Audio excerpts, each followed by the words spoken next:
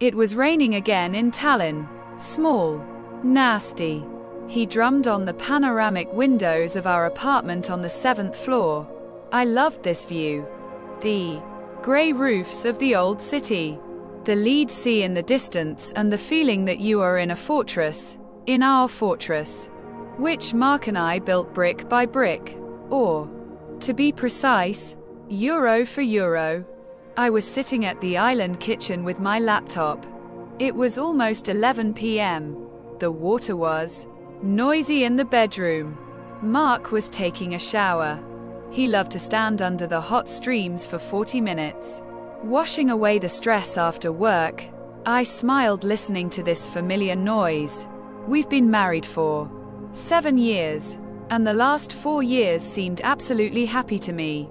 We were paying off the mortgage for this luxurious 3-ruble, planning a vacation in Spain. And, as it seemed to me, we understood each other without words. I closed the table with the family budget, the debit and credit converged. But not much. The mortgage ate up a huge part of our income. More precisely, my income. Mark worked as a sales manager, and his salary depended on bonuses that came and went. But I never reproached him. I, a financial analyst, know how to count and plan. I always told him, you are my rear, and money is just paper. How naive I was. Mark's phone was on the table in front of me. The screen was black, but suddenly it flashed. I automatically squinted my eyes. Notifications, synchronization with cloud. Storage is completed. 112 new files uploaded. I frowned. Mark and I decided a week ago to combine our cloud accounts into family access so as not to pay for 2 plans. I set everything up on my laptop, but he apparently forgot to turn off auto download on his phone. Curiosity is a terrible thing. It doesn't knock on the door. It just takes your hand and forces you to make a move. I reached out and tapped the notification on my laptop, which was connected to the same cloud. The folder for downloads from the iPhone Mark device opened. Instantly, I expected to see memes, screenshots of work correspondence, or stupid cat videos. But the first thing that caught my eye was the date. The photographs were sorted by time, the freshest. Yesterday, I clicked on the first file, and the world around me ceased to exist. The sound of rain disappeared. The sound of water in the shower died down. All that was left was the beating of my heart, which was echoing somewhere in my throat. Mark was in the photo. He smiled as he had not smiled at me for a long time. Broadly, carefree, with sparkles in his eyes. And next to him, sitting with her head on his shoulder, was a young blonde. They were in dressing gowns. In the background I recognized the interior of the spa atelier on Sarima, the same one where we were on our honeymoon. With a trembling hand, it pressed the right arrow. Next photo, the same blonde. But in a restaurant, she holds a glass of wine, and a thin gold bracelet sparkles on her wrist. It was like I was electrocuted. A month ago I showed this bracelet to Mark in a store window downtown. I then said, beautiful, but too expensive? We need to close the insurance payment. Mark then nodded and said, yes, honey, let's save money. And 3 days later he bought it for her. I scrolled further, and with each click, my life, my confidence, my happiness crumbled into dust. Here they are on the beach last summer, when Mark said he was going to a conference in Riga. Here they are in our car. Here's a selfie in bed. I looked at the dates. 20202021.2022. 4 years. For 4 long years he lived a double life, while I was saving on myself, buying products on sale and paying off the mortgage. He took this girl around the salon, gave her gifts, and judging by the photo, was absolutely happy. I felt nauseous. I wanted to scream, rush into the bathroom, throw the phone at the wall. I felt a bitter lump of resentment rise in my throat. 4 years of lies. Every day, every kiss before leaving for work, every I love you. It was all fake. I was just a handy wallet. A neighbor who provided comfort while he played love on the side. The water in the shower stopped. I froze. He'll be out in a minute. He'll come out, drying himself with a towel that smells like my favorite shower gel, and ask what we're having for dinner. I had exactly 30 seconds to make a decision. Throw a tantrum. Kick him out right now. I looked at the laptop screen, at the total amount of our debts, at the apartment, which was registered as joint ownership. If I kick him out now out of emotion, I will lose half of everything I worked for these years. Court's division of property, sale of apartments for next to nothing. He will go to her, taking half of my money. No, it won't work that way. I quickly closed the folder with photos, rolled up the windows. She took a deep breath, trying to stop the trembling in her hands. My heart was pounding like crazy. But my face should be calm. I went to the mirror in the hallway. A pale woman with huge eyes was looking at me. Smile, Alina. I ordered myself. Smile or you will lose. The bathroom door opened. Mark came out with a towel wrapped around his waist. Steam was pouring off of him. Phew. What a week. He exhaled, walking into the kitchen and not even looking at me. He opened the refrigerator and took out a can of beer. By the way, Alan, this is the case here. The boss said today that bonuses for the quarter were cut. The crisis speaks. So I won't be able to pay my mortgage this month. You'll have to block it. Okay? He turned to me and took a sip. Expecting the usual grumble, I stood leaning against the wall. An ice hurricane raged inside me. I knew where his bonus went. I saw them on that blonde's wrist, but instead of screaming, I stretched my lips into a smile. The soft, understanding smile of a loving wife. Of course. Honey, I said, and my voice didn't even waver. It's okay. We're family. I'll decide everything. Mark relaxed, kissed me on the cheek and went into the room to turn on the TV. He didn't notice how I wiped my cheek with my palm, as if there was a burn there. He thought I had swallowed another lie. He thought I was convenient and blind. But he did not yet know that at that second I ceased to be his wife and became his most dangerous enemy. And that smile was not forgiveness. This was the beginning of the end. Its end. That night I didn't sleep a wink for a minute. Mark snored peacefully nearby, arms outstretched, like the master of life, and I lay on the very edge of the bed, afraid to even accidentally touch his skin. It seemed to me that if I touched him, I would simply turn inside out. I got up, put on my robe and silently went into the living room. The rain outside the window intensified, turning Tallinn into a blurry gray blur. I sat down at my laptop. I needed to know everything. If I decided to fight, I needed to assess the scale of destruction. I opened an online bank. Yours and his. We had the same passwords. The date of our wedding. How ironic. I started checking the dates with the photos I saw in the cloud. It was like putting together a puzzle. Only instead of a picture of kittens, it turned out to be a portrait of my stupidity. Here is a photo from a restaurant in Pärnu. Yes. July 15th, on Thursday.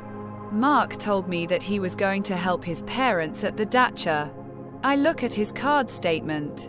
The restaurant bill is €140. Hotel €200. Flowers €50. We didn't go on vacation that month because Mark convinced me we needed to pay off the kitchen renovation loan faster. I saved money on business lunches and carried food in containers from home, and he spent almost €400 per weekend on another woman. I sat until their 5 a.m. The amounts added up to terrible figures. In 4 years, he withdrew from the family budget an amount that would be enough for a new car, or to pay off a third of our debt, and all this was money that I considered common, but in fact mine, because it was I who closed all the main accounts while he was looking for himself and spending his salary on small expenses. Finding her profile on social networks seemed like a matter of 2 minutes. Mark wasn't even encrypted. He only had one christening friend with that appearance. Christina is 23 years old. Happy. Status. I scrolled through her feed and felt cold rage boiling inside. Here she is with a huge bouquet of roses. Signature. Spoiled beloveds. I remember this day. Mark came home without flowers and said he was tired and wanted to sleep. Here she is in a new coat. Beige. Kokuma. I wanted to buy exactly the same thing for myself last fall, but regretted the money. Mark then said, "That's right. Why do you need something so expensive? Your old one is still fine." And he bought it for her. She was not a beauty. An ordinary, slightly vulgar girl from the provinces who came to conquer the capital, but she had something that I didn't have. Youth and stupid, puppy-like faith in Mark's every word. She looked at him as if he were God, and I looked at him as a partner. Apparently men don't need partners. They need viewers. At 7 in the morning the alarm clock rang. I slammed the laptop shut. I had to go to work. I went to the shower and stood under the ice-cold water. I needed to wash this night away. This dirt. This knowledge. When I left, Mark had already woken up. He sat in the kitchen, chewed a sandwich and leafed through the news. "Good morning," he said, without looking up from the screen. "You look kind of pale today. Are you sick?" "I didn't sleep well," I answered dryly as I poured some coffee. My hands were shaking, and I clutched the cup tightly so that he wouldn't notice. "It happens," he said indifferently. "Listen, transfer me 100 on the card today. Not enough for gasoline." I looked at him. There was not a drop of shame in his eyes. He had just woken up in the apartment I was paying for, ate the food I bought, and was asking for money to put gas in the car and most likely go to her place. "Of course, I'll transfer it," I said. This was the last 100 he received from me, just like that. At lunchtime I left the office and got into the car. I needed to make one call. My lawyer, Sven, was a cynical and experienced man. We met in a cafe near my work. I didn't walk around until about. I just laid out the facts. I want to get a divorce, but I don't want to share the apartment. Sven took off his glasses and rubbed his hands. "Alina, you know the law. Everything acquired during marriage isby gender. It doesn't matter who paid and who cheated. Estonia is not America. The court doesn't care about his mistress. If you file for divorce now, he has rights to 50% of the cost of the apartment. You will have to either sell the home or pay him his share. You have an extra 100,000 euros to buy from him."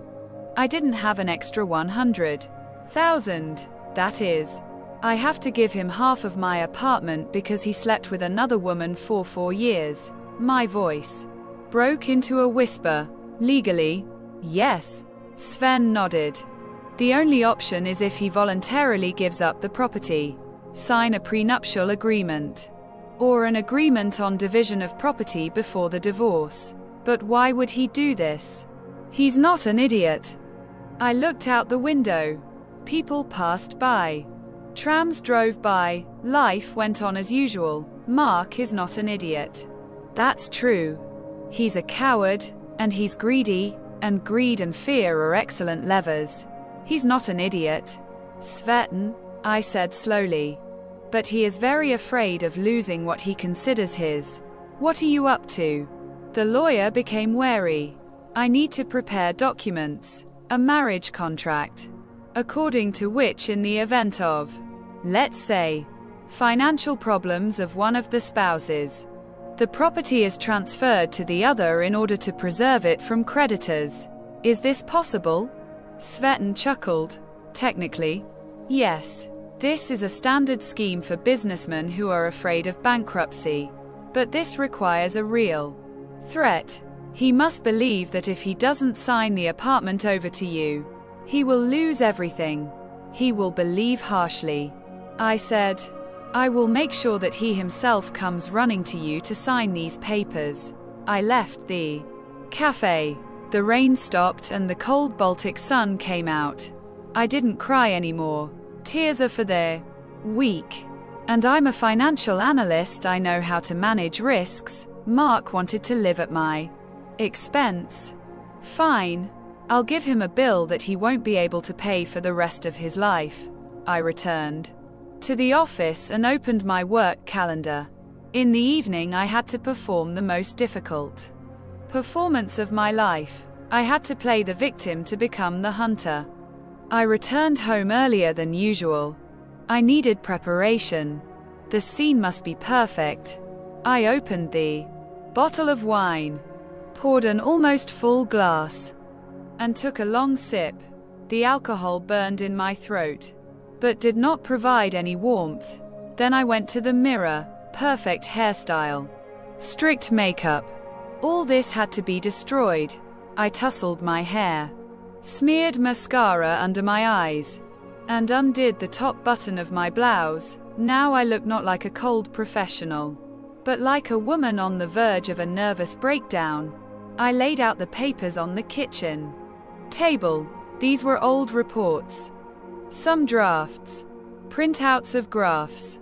Nothing important. Just a bunch of wastepaper that looked intimidating. I sat down and waited. The lock clicked at exactly 7 o'clock. Mark came in whistling. He was in a good mood. Probably Christina sent him another photo. Or they discussed plans for the weekend. Alan, I'm home, he shouted from the hallway. What's for dinner? I'm hungry as a wolf. I didn't answer. I sat with my head in my hands and swayed from side to side. Mark entered the kitchen. The smile faded from his face when he saw me. Hey, what are you doing? He came closer, but did not hug. He stopped a meter away from me. Are you drunk or something? I looked up at him. Mark. My voice was shaking. I didn't even have to act. The fear was real. I was just afraid of something other than what I was going to say. Mark. This is the end. What's the end? What are you talking about? There was irritation in his voice. He hated problems at work. I sobbed. Today there was an unscheduled audit. We found an error in my reports for last year. A huge shortage. Mark turned pale. But not for me. The calculator turned on in his eyes. And what? Will you be fired? If only they had fired me. I made some more smooth wine. My hand cracked and drops fell on the table. I'm facing criminal charges. Mark. Theft on an especially large scale. The lawyer said that the accounts could be seized as early as tomorrow morning. All accounts, both mine and yours. My? He squealed. And this has to do with my accounts. It's your job. We're married. Mark. We have joint property. I raised my voice, pretending to be hysterical. They will take everything to cover the debt. An apartment. A car. Your savings. Everything will go under the hammer. Mark plopped down on a chair. He looked like he had been hit with a dust bag. He looked around our apartment. Walls. Furniture. Appliances. Everything he was so used to. everything that he considered his own. Although he did not invest even a third of the cost, so what should I do? He whispered, Alina, I can't stay on the street. I have plans. He didn't even ask if I would be jailed. His only concern was that he would remain on the street. I paused. There is one way, I said quietly, wiping my tears. Sven, my lawyer, suggested a loophole, but we must act quickly. Today. Mark leaned forward. What loophole? Marriage contract, division of property. We have to arrange everything as if we have a separate budget. If the apartment and mortgage are registered only in my name, then the bank will not be able to touch your income. You will remain clean. Wait. He frowned. If the apartment is yours, they will take it for your debts. No? I shook my head, looking him straight in the eyes. Sven said that if I transfer it to myself as my only home, then according to the law, they cannot take it away, even if I am declared bankrupt. But to do this you must give up your share, officially, so that your name is not on the register. Then they won't be able to seize you. And I can protect the apartment. It was nonsense. Complete legal heresy. No court works that easily. But Mark did not know the laws. He knew only the fear of losing comfort. That is, he licked his lips. I refuse my share and my accounts are not touched. And my car? Yes, we will. Transfer the car to your mother. Retroactively. And I take over the apartment myself. Along with mortgage debt. You don't risk anything. I could see the gears turning in his head. He thought it was a jackpot. He gets rid of the mortgage debt, saves his pitiful savings, and the apartment, but the apartment is not going anywhere. I'm his wife, and if they put me in prison, he will simply find another one and forget this story like a bad dream. Okay, he said, standing up. If this is the only way. I agree.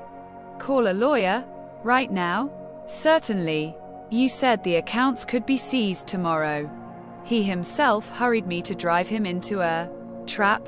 I nodded and reached for the phone. I'll call Sven now. He'll have the papers ready in the morning. I went out onto the balcony, ostensibly to make a call. The wind from the sea hit my face, cooling my burning cheeks. I dialed Sven's number. He took the bait.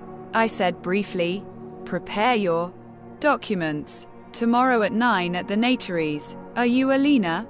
The lawyer's voice was serious. There will be no turning back. I've never been so sure. I returned to the room. Mark was not there. I heard his voice from the bedroom. The door was ajar. I crept up on tiptoes and froze. He spoke in a whisper. But in the silence of the apartment I heard every word. Yes, baby. This is a complete mess. Alina has serious problems number. It won't hurt me. I sorted everything out. Look. This is even better. If everything is taken away from her, I won't have to share anything with her in the divorce. I'll just leave and that's it.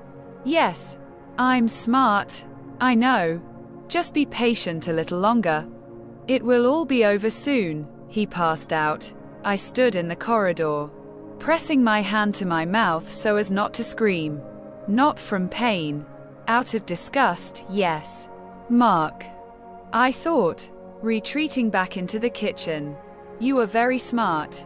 You just agreed to sign your own death sentence. I coughed loudly and entered the bedroom. Mark turned around sharply, hiding the phone in his pocket. He looked innocent. Everything is fine? He asked sympathetically. Yes, I said, looking at him as if he were dead. Sven is waiting for us tomorrow at 9 in the morning. You need to get some sleep, dear. Tomorrow will be a difficult day. He didn't even realize how difficult it was. The morning started with false concern. Mark brought me coffee in bed. For the first time in 6 months. Drink. You need strength, he said, putting the cup on the nightstand. I made an appointment at work and asked to take a couple of hours off. We'll be at the notary's at 9. As you asked, I looked at him and saw not my husband, but a slippery snake trying to crawl out of the burning house, taking with him everything that was bad. He was in a hurry. He was afraid that my creditors would come before he could transfer his responsibility to me. Thanks, Mark. I took a sip. The coffee was bitter. He forgot to add sugar. But first I need to stop by the office. Pick up some documents. We'll meet at the notary. I lied.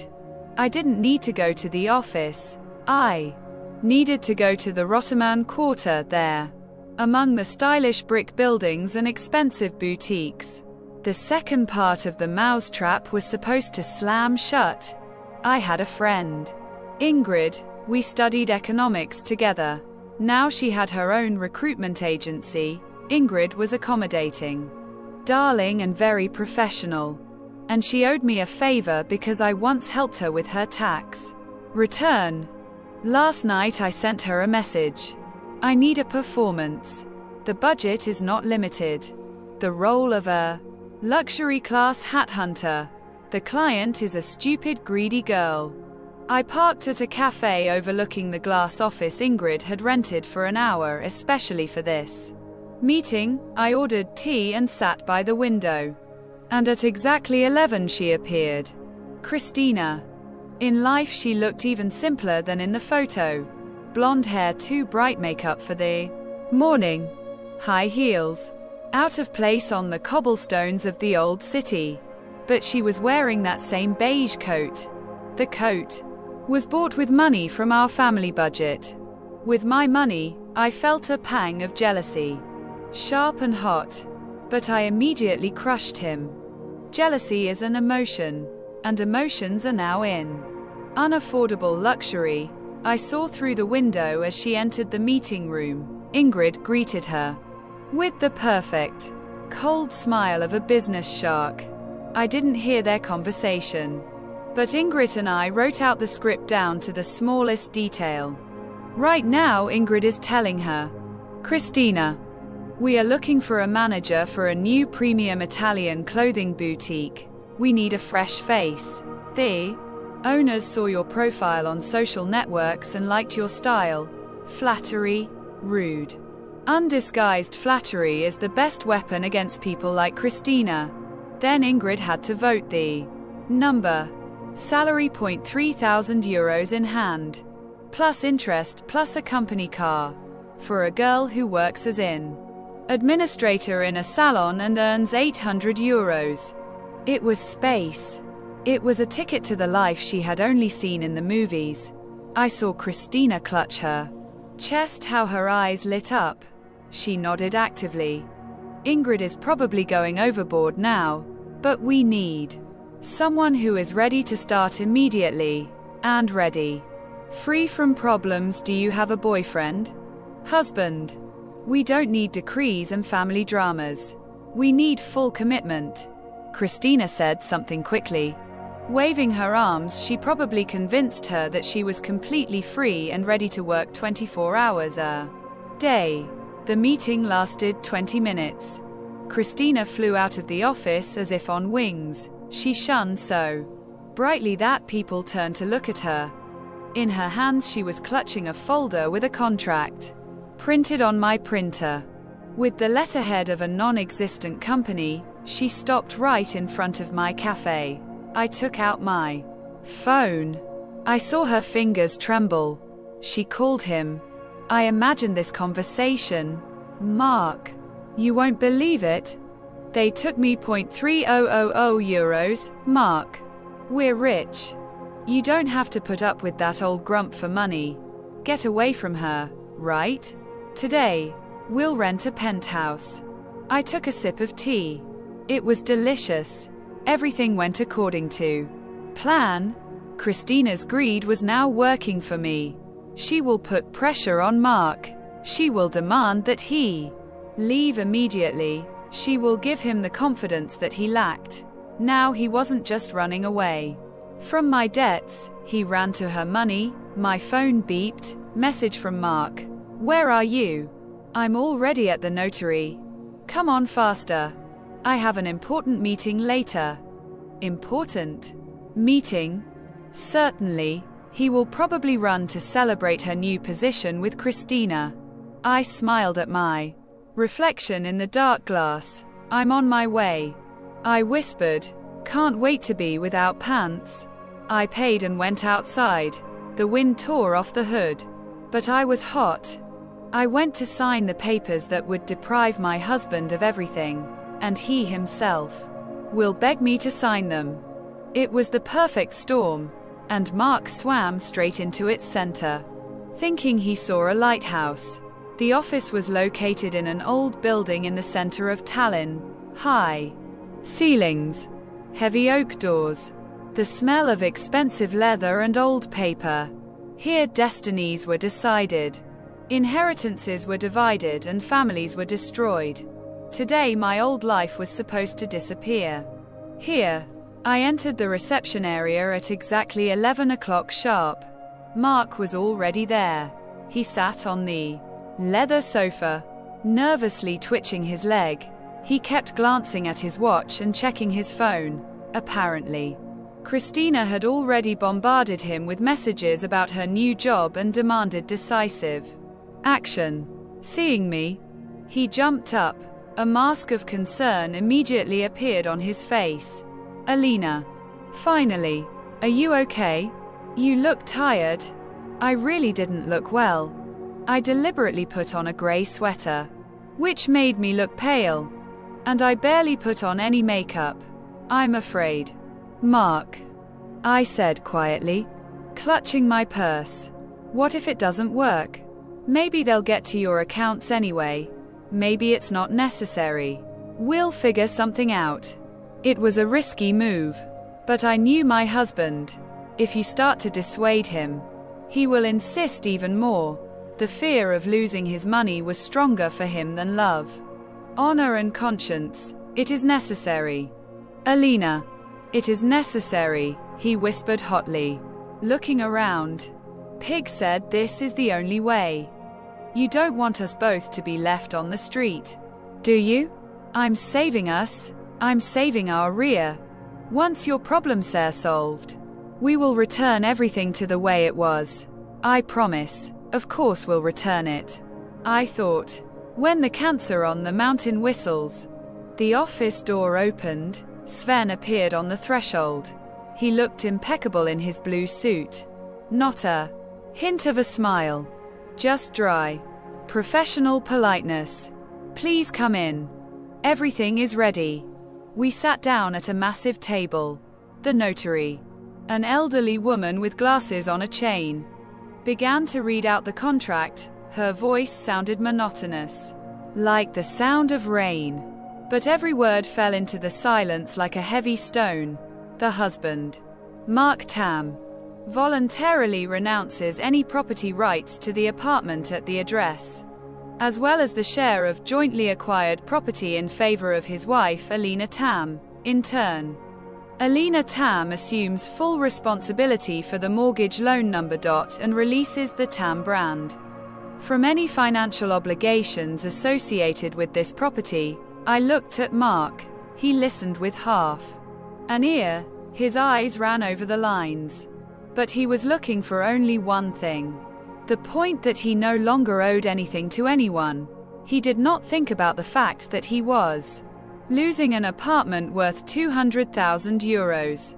He was thinking about how to save his measly 15,000 savings and the old Volkswagen, which we agreed to effectively sell to his mother. Another piece of paper lying in this pile. Do you have questions about the text of the contract? The notary asked, looking up over her glasses. No. Everything is clear. Mark answered quickly. Too fast. Where do I sign? Pen. Dear heavy pen with a golden feast. I saw his hand. The same one on which glittered the engagement ring that I put on him 7 years ago. He didn't even flinch. He signed his sentence in a sweeping manner. Squeeze, squeeze, 2 strokes of the pen. 4 years of betrayal, 7 years of marriage. Everything is crossed out. Now you are Alina. The notary turned the folder towards me. I took the pen. She was warm from Mark's fingers. I froze for a second. I wanted to ask him, "Do you really think I'm such a fool? Do you really think that I could steal money? Have you ever tried to get to know the real me at least once over the years?" But I said nothing. I put my signature. Neat. Clear. All. The apartment was mine. Fully. We went outside. The sun blinded my eyes. Reflecting in the puddles, Mark exhaled as if he had just unloaded a carload of coal. "Well, that's it." He smiled. And this smile was already different. Not frightened, but triumphant. "You're safe now." "Elaine." "Me too." He reached into his pocket for his phone. "Listen. I need to run. At work you understand the blockage yourself. I'll probably be late today. Don't expect me at dinner." I knew where he would run. To her, celebrate the victory, telling how cleverly he deceived his ex, and how now they will heal. Of course. "Mark," I said, "go. Work." He pecked me on the cheek. A dry, quick, meaningless kiss, and ran to the car. I looked after him. He walked with a flying gait, almost dancing. He felt free. Sven came up to me. He lit a cigarette and handed me a folder with my copy of the agreement. "Congratulations," he said. "You are now the owner of luxury real estate and a lot of mortgage debt, but it's a one-man thing." "Thanks, Sven." I took the folder. "You can't even imagine what a relief this is." "What's next?" he asked. "When will you tell him?" "Not today," I shook my head. "Let him rejoice. Let him pack his things. Let him burn the last bridges himself." I got into my car. The silence of the salon was enveloping. I put my hand on the folder with documents. This was my armor, my shield. The phone beeped. Notification from the bank of changes in the terms of the loan agreement has been accepted. One more thing next. From Mark, photo from a liquor store. An expensive bottle of champagne for a signature. In honor of a successful deal. Love you. He had the wrong chat. He wanted to send this to Christina. I looked at the screen and felt a cold, evil laugh rising inside me. "I love you," he wrote. "I love you such too, Mark," I said in the emptiness of the salon. "I love you for being a predictable idiot." I deleted the message without reading it. In the evening he will come home to stage a performance with his departure. He does not know that the stage is already ready. And the curtain is about to fall. And he definitely won't like this ending. I was waiting for him, sitting in an armchair in the living room. I didn't turn on the light. Only the floor lamp in the corner provided a soft, diffuse spot. There was a book on my lap. But I didn't read a single line. I listened. The elevator hummed. Then the keys jingled. Mark entered the apartment not as a husband who was returning home, but as a guest who had come in for a short time and was already in a hurry to leave. He smelled of expensive alcohol and women's perfume. Sweet and cloying, the ones Christina used. He turned on the overhead light, painfully bright, causing me to squeeze my eyes shut. "Are you at home?" he said, taking off his shoes. "Alan, we need to talk. Seriously." I closed the book and put it on the table. "I'm listening, Mark." He walked into the room, nervously rubbing his hands. He was bursting. Adrenaline. Champagne feeling without punishment. An ominous mixture. He felt like a winner. The apartment was saved. As he thought. My debts are now mine alone. And a young mistress with a huge salary is waiting for him. Basically, I can't do this anymore, he began, trying to make his voice tragic. This whole situation with your work, these risks, the courts. I realized that I was not ready. I'm not ready to live on a powder keg. We are too different. Alina, you are always in your numbers in problems. But I want to live. He paused, waiting for my reaction, expecting tears. Please. Screams. How can you leave me at such a moment? I was silent. I looked at him with polite interest, the way one looks at a bad performance by an actor in a cheap theater, and he paused, confused by my calmness. And there's something else. I met a woman. Another one. She understands me. It's easy with her. We have a future with her, I know. I said quietly, Mark Zamer, what do you know? I know about Christina. I know about 4 years. About the spa hotel. About the bracelet. About restaurants. There was silence in the room. All you could hear was the ticking of the clock on the wall. Mark's face fell. First fear, then disbelief, and then relief. An impudent, cynical grin. Well, if you know, so much the better. He waved his hand. There is no need to invent anything. Yes, I have Christina, and she, unlike you, knows how to enjoy life. And not just count pennies. And by the way, she now has a great career. We can handle it. Without you. He went into the bedroom and with a crash, took out his suitcase. I heard things flying off the shelves. He grabbed everything. Shirts, suits, even my expensive towels, which he loved. I stood up and walked to the doorway. He rushed around the room, stuffing socks into his side pockets. You won't even ask why, he shouted without turning around. Why was I looking for warmth on the side? Because you're cold. Alina, you are a robot. Even now, I'm leaving. And you stand and watch like a warden. Not a tear. You don't care about me. I don't care. Mark, I answered calmly. I'm just helping you pack your things. Don't forget that blue sweater. It's cold outside. He grabbed the sweater and threw it into the suitcase. Leave your worries to yourself. I'm leaving, right now. And you know what? I'm noble. I will not demand a section of furniture or equipment. I leave everything to you. Live in your apartment with your debts.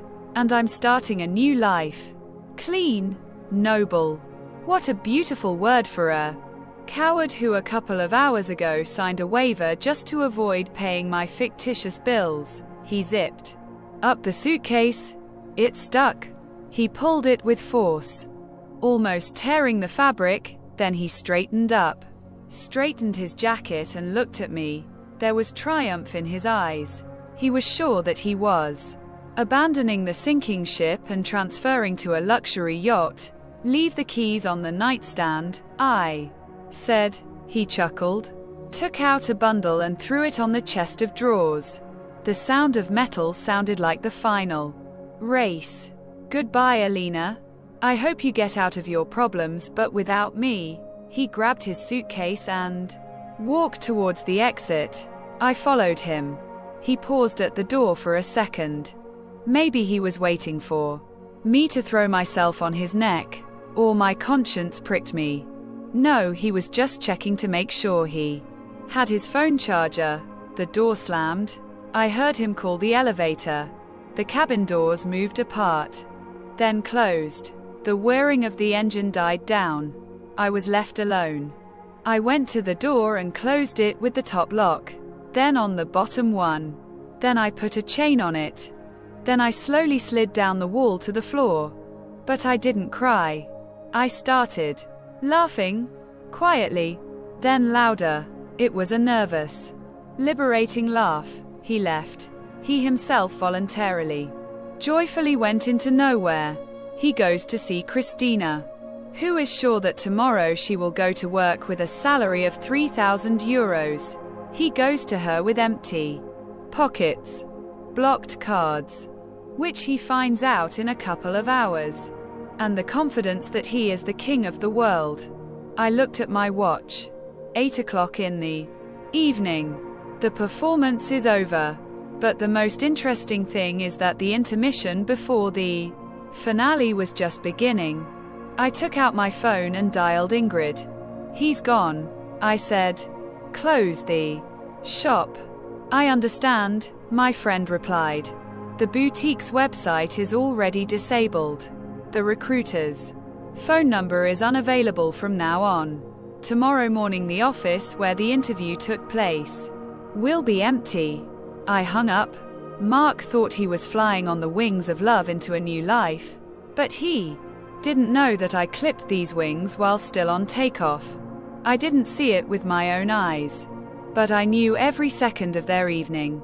As if I was watching a movie live, I wrote the script and the actors played their roles flawlessly. Mark arrived at Christina's in 40 minutes. She rented a tiny one-room apartment in a residential area, a temporary shelter before their big leap into a new life. He stormed in as a winner. He threw the suitcase into the corner, opened the champagne that he bought with the credit card linked to my account, and probably picked her up in his arms. "We're free, baby," he must have shouted. I left her with her nose and debts. "Now it's just you and me." Christina, beaming, in that same beige robe, hung around his neck. "And I've already looked for an apartment in the center for us," she chirped, "with a view of the sea, just like we wanted. Tomorrow I will receive an advance on my new job and will immediately pay the deposit." They clinked glasses. Bubbles of cheap sparkling wine hit my head, euphoria, and then the countdown began. The first bell rang when they decided to order sushi. "It's a holiday," Mark, with a broad gesture, took out his phone, filled the basket with the most expensive sets and pressed pay. The application froze for a second, and then showed a red indicator. The operation was rejected, insufficient funds. Mark frowned. Strange, he muttered, probably due to battle connections. He tried another card, the same family one that he used for 4 years.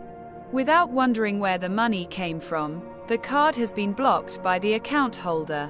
A chill ran down his spine. He didn't believe it yet. He went into the mobile bank.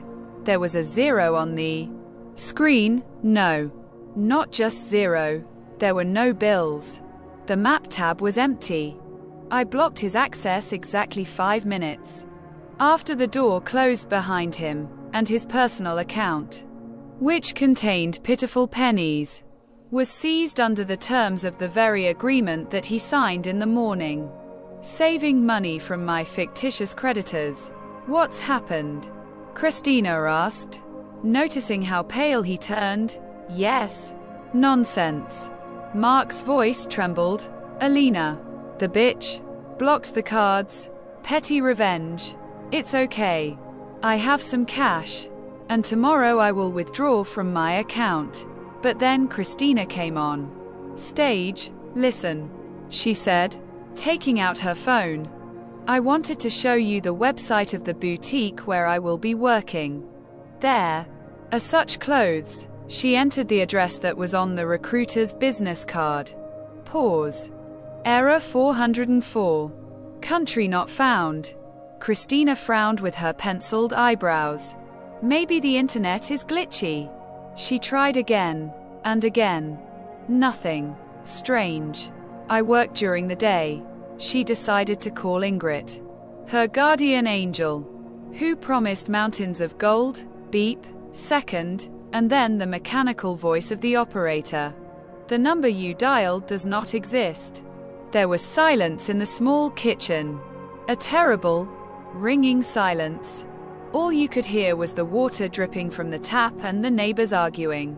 Somewhere behind the wall, Mark Christina's voice became thin and shrill. What's happening? I don't know. He was frantically updating the bank app. Can't be. This is a mistake. Christina began to panic. She grabbed the contract folder. Beautiful paper. Gold print. She started reading, and only now, when the veil of greed had fallen from her eyes, did she see what she had not noticed in the euphoria. The print was blurry. The name of the company is LLC, Horns and Capita. Ingrid's joke, which Christina would not even understand. It's fake. She whispered, Mark. There's no work. This is a scam. They looked at each other. Two people. Those who half an hour ago were making plans to take over the world, now stood in the middle of a rented apartment. Without money, without work and without a future. You said you have savings? Christina squealed. You said that you sorted everything out. I rewrote everything to her, Mark yelled back, losing control. To save money, she promised that he stopped short. At that moment, the puzzle in his head finally came together. A surprise at my work, threat Chekhov, prison, fixed-term contract, refusal of the apartment, my peace of mind when he leaves. She knew everything. Mark whispered, sliding down the wall. She knew everything from the very beginning. Who knew? Christina grabbed him by the chest. You're an idiot.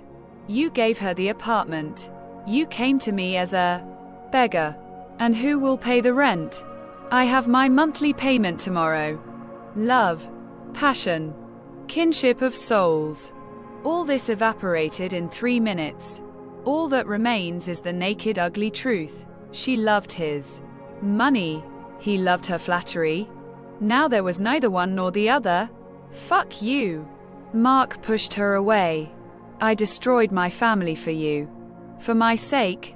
Christina burst out laughing. And there was hysteria in this laughter. You're just an old loser who wanted a young chick. Get out of here. Go to your wife. I don't need a homeless person. She started throwing his things out of the suitcase, which he didn't even have time to unpack. Mark stood stunned, crushed. His new life lasted exactly 1 hour. And at that time I was sitting in my kitchen, drinking tea and looking at the rain. My phone was silent, but I knew that he would call soon. There, beast is cornered, and now he will crawl back. Whining and tucking his tail. The doorbell rang exactly 45 minutes later.